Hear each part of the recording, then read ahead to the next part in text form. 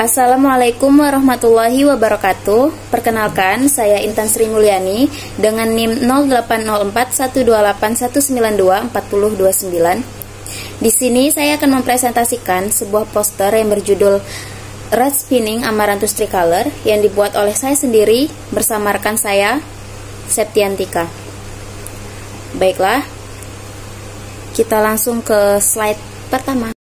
Baik, untuk slide pertama ini kita akan membahas tentang apa itu baya merah atau Amaranthus tricolor. Jadi Amaranthus tricolor ini termasuk ke dalam sayuran daun yang dibudidayakan di Indonesia. Baya merah juga termasuk tanaman semusim berbentuk perdu atau semak. Daunnya berbentuk bulat telur dengan ujung agak meruncing dan urat-urat daun yang cukup jelas. Dan batangnya itu banyak mengandung air. Untuk sistem perakaran sendiri, baya merah ini termasuk ke dalam akar tunggal dengan sistem perakaran yang menyebar dangkal pada kedalaman antara 20 hingga 40 cm. Untuk bunga pada baya merah ini tersusun dalam mala yang tumbuh tegak keluar dari ujung tanaman maupun ketiak-ketiak daun. Nah, untuk ukuran bijinya pada baya merah ini sangat kecil dan juga berbentuk bulat. Oke, kita masuk lagi ke klasifikasi. Untuk klasifikasi sendiri, baya merah ini termasuk ke dalam divisi spermatopita. Karena bayam itu termasuk tumbuhan yang punya organ berupa biji. Nah, kemudian baya merah ini termasuk ke dalam kelas Dicotyledone, di mana tadi yang sudah saya sebutkan bahwa ternyata akar dari baya merah ini termasuk ke dalam akar tunggal, yang dimana akar tunggal ini merupakan ciri khas dari tumbuhan dikotil. Nah, untuk orde sendiri, baya merah ini termasuk ke dalam Amaranthales, famili Amaranthaceae, dan genusnya Amaranthus, spesiesnya Amaranthus tricolor. Oke, kita masuk ke slide kedua. Untuk slide kedua, saya akan menjelaskan tentang kandungan dan manfaat dari baya merah ini. Baya merah ini sangat baik untuk kesehatan karena mengandung zat warna seperti antosianin, kemudian mengandung polifenol dan juga antioksidan lainnya. Antosianin sendiri itu merupakan senyawa fenolik kelompok flavonoid yang berfungsi sebagai antioksidan salah satunya. Untuk kandungan antosianin pada baya merah kurang lebih sekitar 244,39 mg per 100 gram baya merah.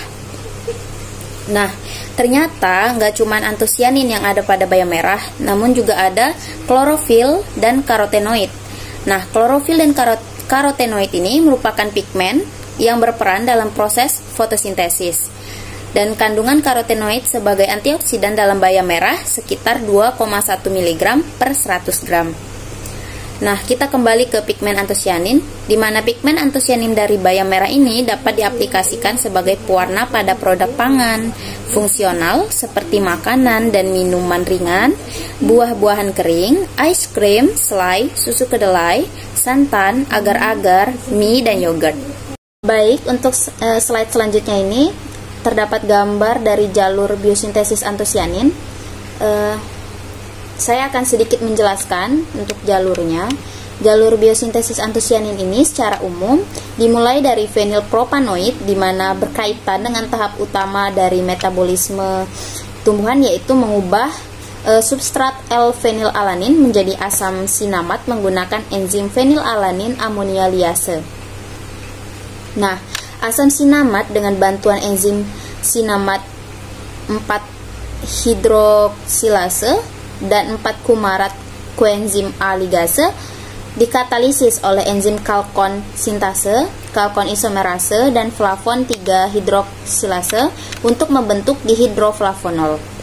Nah, pada tahap terakhir, dihidroflavonon dikatalisis oleh enzim dihidroflavonol 4-reduktase menjadi leukoantosianidin, yang mana leukoantosianidin ini akan dikonversi menjadi antosianidin dan juga antosianin oleh enzim antosianidin sintase.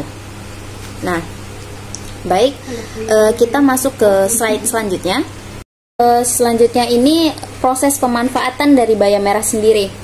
Jadi yang pertama itu kita bisa mengambil ekstraksi dari zat warna antosianin tadi, itu dengan cara yang pertama menyediakan 500 gram daun bayam merahnya yang dipotong kecil-kecil dan dimasukkan ke dalam wadah.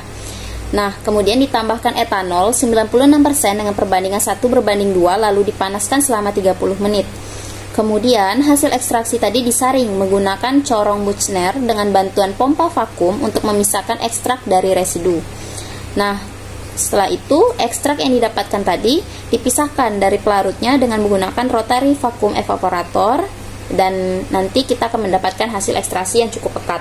Nah, jadi untuk proses ekstraksi zat warna antosianin yang sudah saya jelaskan tadi itu biasanya untuk dilakukan dalam laboratorium, kelas laboratorium, karena menggunakan beberapa alat yang ada di laboratorium seperti tadi rotary vacuum evaporator, kemudian ada corong Buchner. Nah, gitu.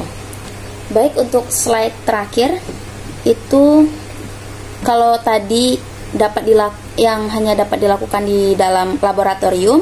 Nah, kali ini proses pemanfaatan dari bayam merah sendiri bisa dilakukan di rumah, yaitu sebagai pewarna alami dalam pembuatan cupcake.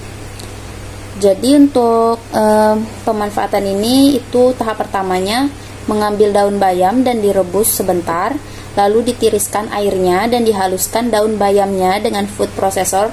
Jadi untuk pembuatan cupcake ini tidak hanya zat warnanya saja yang dapat digunakan atau dimanfaatkan, tapi daun bayam hasil dari perebusan tadi itu bisa kembali digunakan untuk juga dimasukkan ke dalam cupcake-nya. Nah, setelah daun bayam tadi dihaluskan, maka telur dan gula dikocok hingga kental dan mengembang. Lalu ditambahkan ekstrak vanila, minyak, air lemon atau jeruk nipis, dan 1 cup pure bayam merah. Kemudian diaduk hingga rata. Nah, lalu dalam wadah terpisah diayaklah tepung, coklat, bubuk, garam, dan dimasukkan ke dalam adonan bayam hasil ayakan tadi. Lalu zat warna bayam tadi yang sudah kita ambil dari perebusan tadi itu ditambahkan ke dalam adonan yang sedang kita buat. Lalu setelah itu diaduk hingga rata, kemudian dituangkan ke dalam cetakan muffin yang sudah dialasi kertas cup. Nah, kemudian adonan tadi dipanggang selama 30 menit di dalam oven. Setelah itu, cupcake siap untuk dinikmati. Oke, sekian presentasi dari saya. Lebih dan kurangnya saya mohon maaf. Kepada Allah saya mohon ampun. Saya akhiri. Wassalamualaikum warahmatullahi wabarakatuh.